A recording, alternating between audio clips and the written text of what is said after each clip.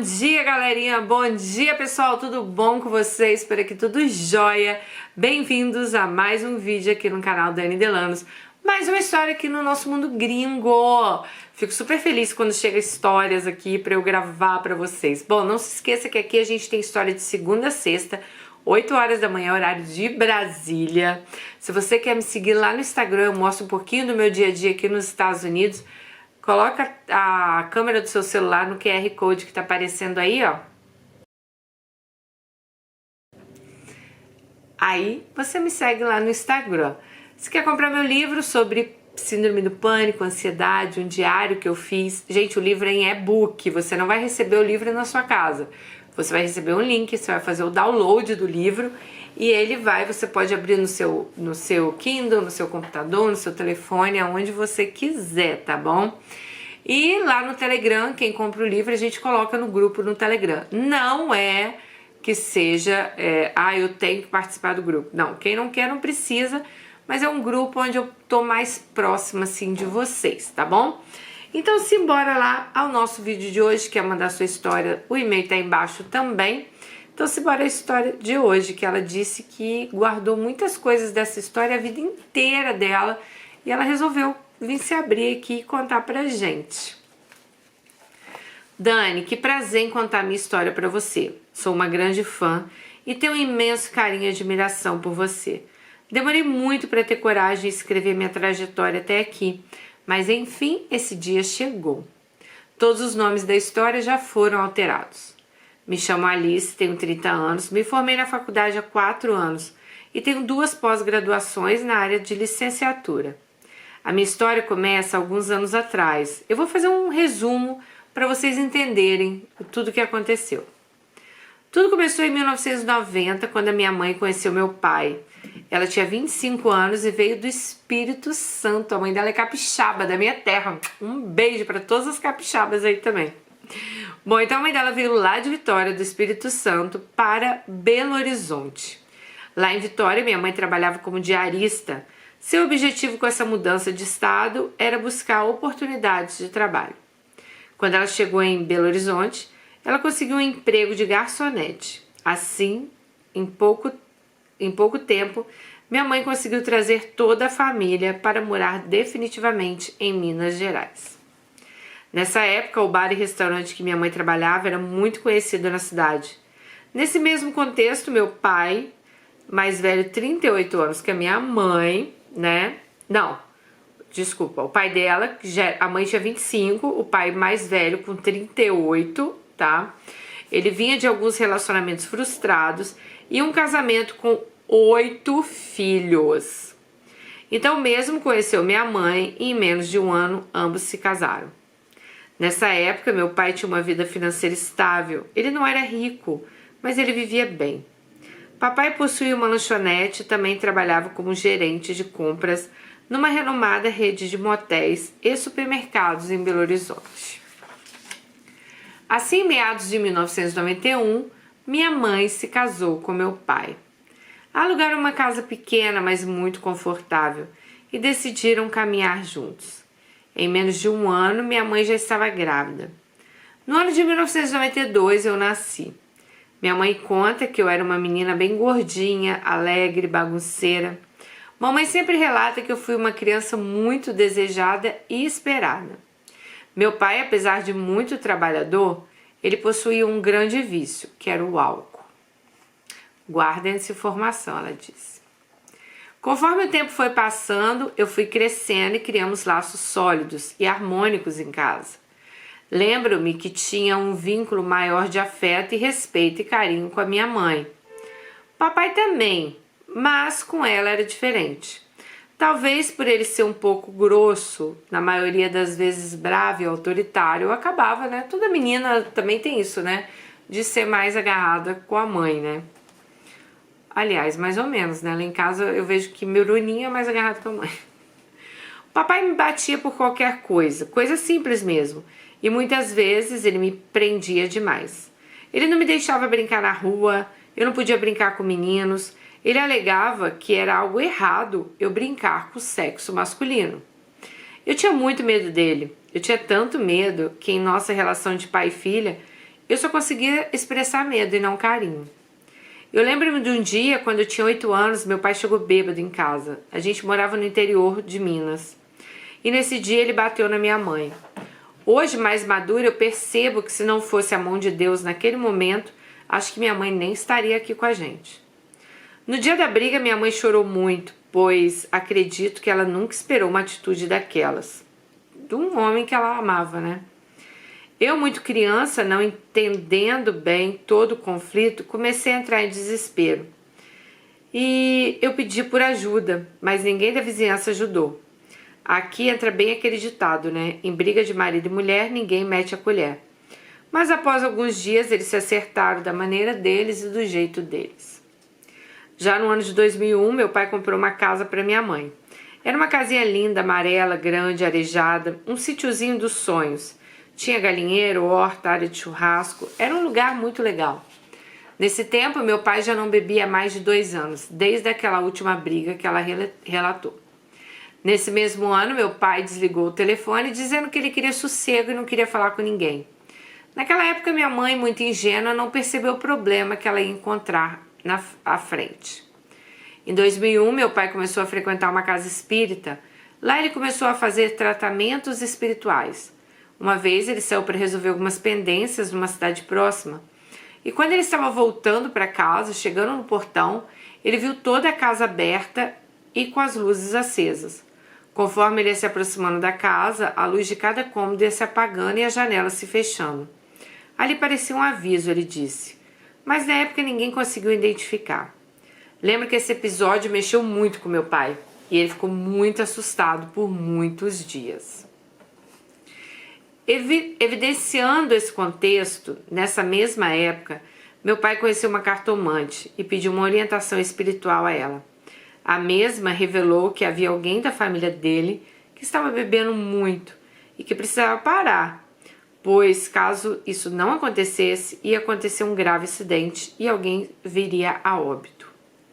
Nessa época, papai tinha voltado com o hábito da bebida.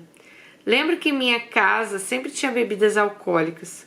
Eram somente bebidas fortes e quentes. Mas na cabeça dele, era o irmão mais velho dele que estava correndo perigo, pois o mesmo bebia muito. Papai até pensou em viajar para sua cidade natal para alertá-lo de tudo que estava acontecendo, sobre o recado espiritual que ele tinha recebido. Pois bem, no ano de 2003, passados alguns meses desse acontecimento, tinha uma festa que acontecia todos os anos com amigos, conhecidos, conterrâneos que eram da cidade do meu pai. Papai, que já não bebia há muito tempo, resolveu então dar um gole.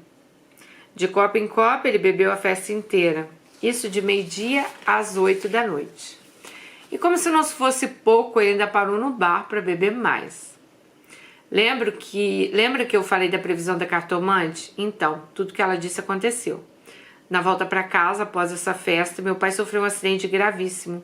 Ele se quebrou todo, teve traumatismo craniano grave, foi socorrido, mas o óbito veio 24 horas depois. Diante de todo o ocorrido, organizamos o velório e foi aquele sofrimento, aquele susto. Nesse momento, minha mãe só sabia chorar. E diante de toda a vivência que eu tive ao longo da vida com meu pai, eu confesso que eu senti um alívio por ele ter morrido. Pois ali passou na minha cabeça que agora eu teria liberdade. Eu não sei nem como explicar como uma criança de 10 anos pensou isso na época. E relatando esse sentimento hoje, eu tenho até vergonha disso. Eu lembro que após o velório, na volta para casa, quando chegamos em casa, nosso sítio tinha sido roubado. Levaram tudo que a gente tinha em casa, inclusive comida. Eu não sabia mais o que fazer diante de tanta tristeza e vendo minha mãe sem reação diante dos acontecimentos.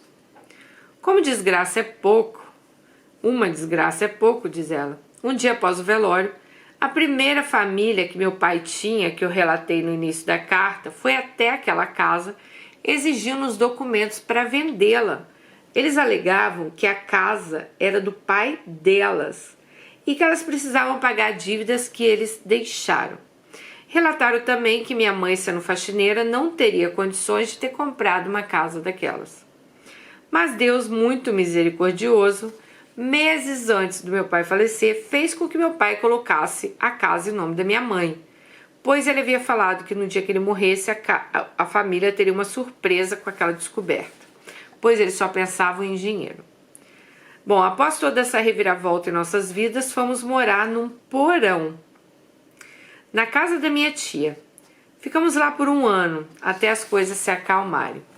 Foi um período que eu senti minha mãe muito acolhida, sabe? Eu e mamãe fomos felizes da forma que a gente podia. O sentimento do luto é muito dolorido. Apesar de passar por muitas dificuldades nessa época, a vida seguiu. E com 1 ano voltamos a morar no sítio.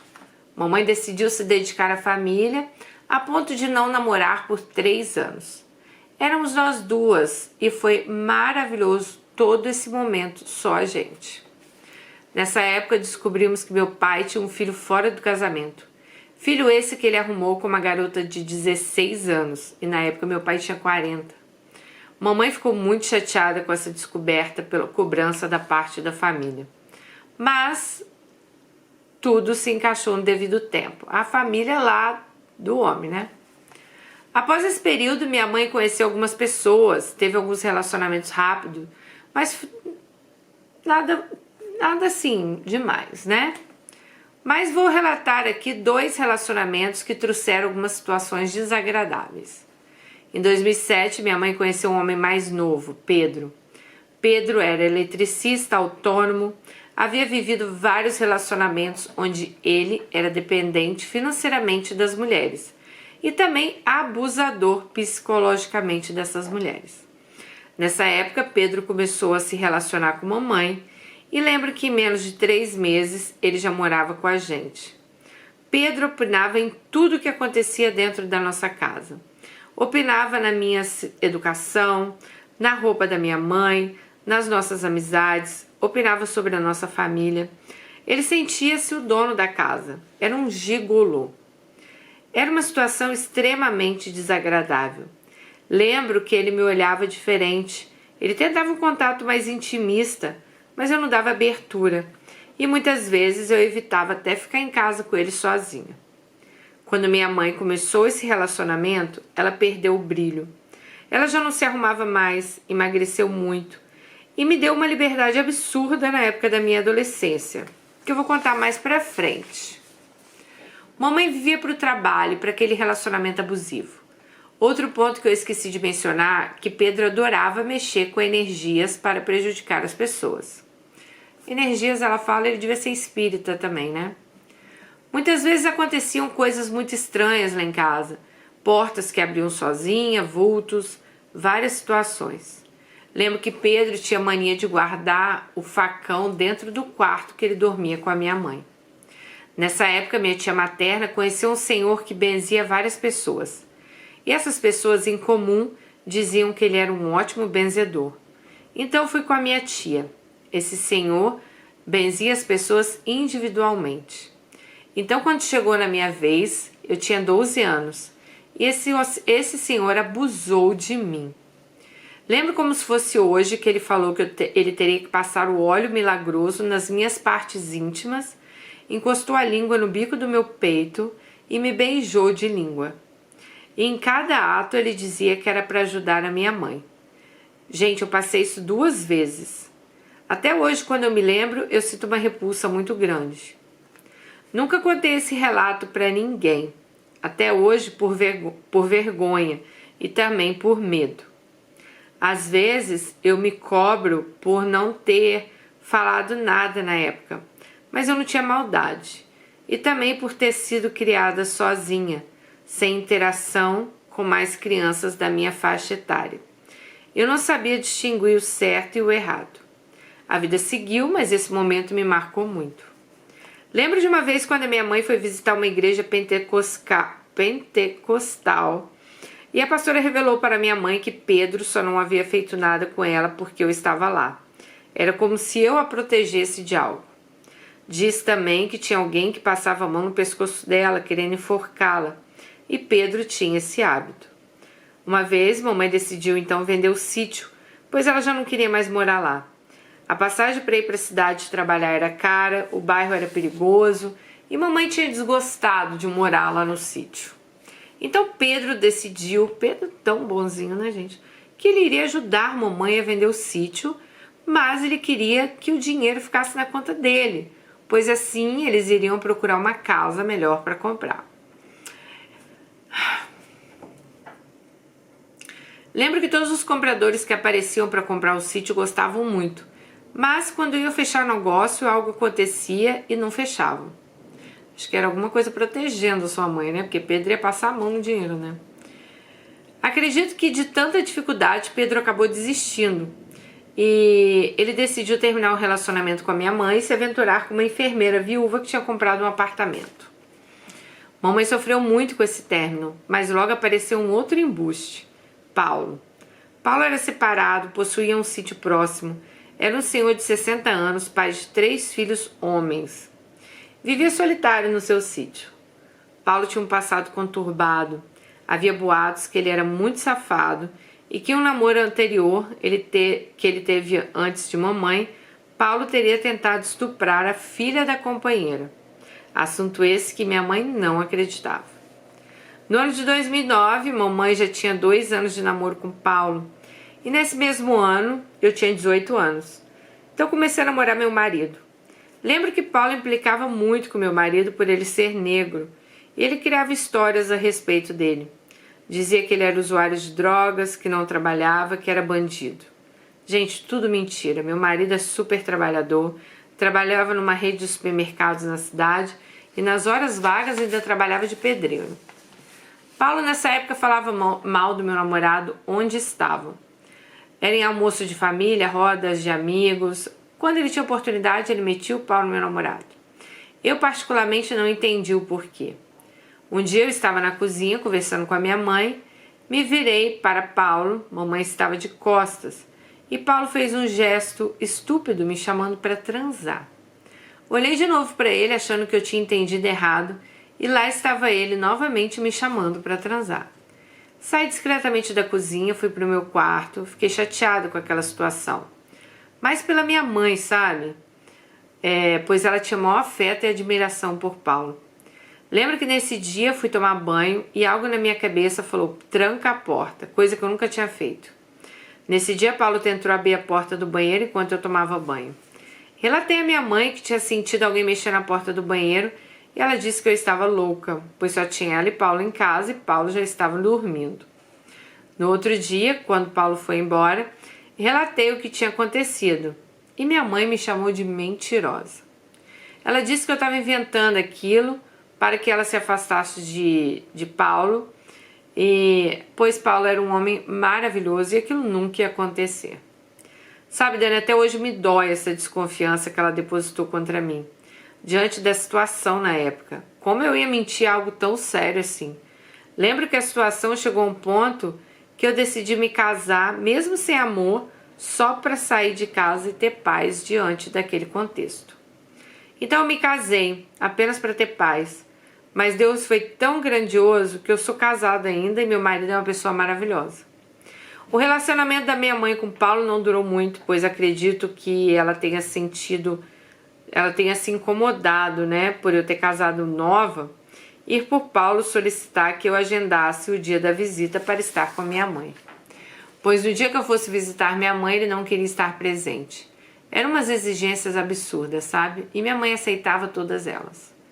Outro dia comentei com ela como ela conseguiu manter uma relação sabendo que o companheiro tinha interesse na sua filha, que era eu. Como sempre, minha mãe disse que isso eram coisas da minha cabeça. Paulo decidiu não ir mais para a casa da minha mãe, queria que ela fosse para o sítio e ficasse lá de empregada dele. Acho que isso a chateou. Hoje eu moro com a minha mãe, pois estou construindo minha casa em cima da dela. Eu sou filha única por parte de mãe. Achei que não seria tão ruim, de certa forma. É uma casa modesta e está sendo erguida com muita dificuldade. Apesar de tudo, Dani, eu me esforcei muito na vida. Eu terminei meus estudos e sempre agradeço a Deus por tantas conquistas. Jamais passou pela minha cabeça estar onde eu estou.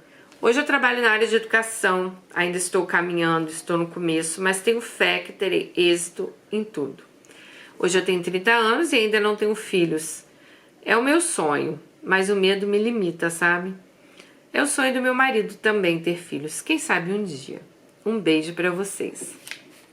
Bom, ela quis fazer um desabafo com a gente, né, gente? De questões aí dela com a mãe dela. E, cara, é absurdamente inacreditável quando as mães não acreditam nas filhas. Gente, se uma filha não vai inventar que o cara tá dando em cima dela, né? Pelo amor de Deus. E você falou uma coisa certa. Poxa, mãe, como que você teve coragem, né, de ficar com uma pessoa que estava de olho na sua filha, que era ela, né? O cara fazia gesto, vamos transar. E infelizmente, né, gente, ela ter sido também abusada lá pelo benzedeiro, né, quando ela era mais nova. Olha, eu vou te falar, a mulher não tem um minuto de paz, cara. É benzedeira, é padrasta, é avô, é vizinho, é tio, eu nem sei, cara. A gente tem que realmente, desde criança, igual eu sempre falo pra vocês, ensinar mesmo os nossos filhos, sabe, pra contar tudo, porque não dá pra confiar, né? E é uma história leve, uma história light, mas é a história da vida dela. Ela quis fazer esse desabafo. Eu fico feliz que você, né? Ela escreve super bem, gente. Fiquei muito feliz de você já estar formada, tá na sua área de educação, né? Você achar que nunca chegaria onde chegou. E, infelizmente, ali seu pai, ele era um alcoólatra, né? E a pessoa alcoólatra, gente, ela pode ficar anos sem beber. Se um dia ela der um gole, ela vai ali beber, né? Como se não tivesse bebido há anos. E é triste isso, né? A gente também, eu já tive problema de alcoolismo na minha família. E é um problema sério. E que infelizmente levou aí à morte do seu pai, né? Por um acidente grave. Ah, cara, bebida, droga, essas porcarias não traz nada de bom pra vida da gente. Vocês já repararam? É foda, é foda. Mas muito obrigada, Alice. Muito obrigada por ter escrito a sua história, tá bom? E espero sim que você tenha seus filhos. Gente, filho é uma benção de Deus, né? Ter filho é maravilhoso. Claro que tem que ser planejado. Filho custa caro, filho custa dinheiro, né? A gente tem que ter filho e tem que pensar assim, não, eu vou ter meu filho, mas eu quero dar tudo de melhor pra eles, né? Não é pra ter filho aí, jogar no mundo e esquecer não, tá bom? Beijo no coração e até o próximo vídeo. Tchau!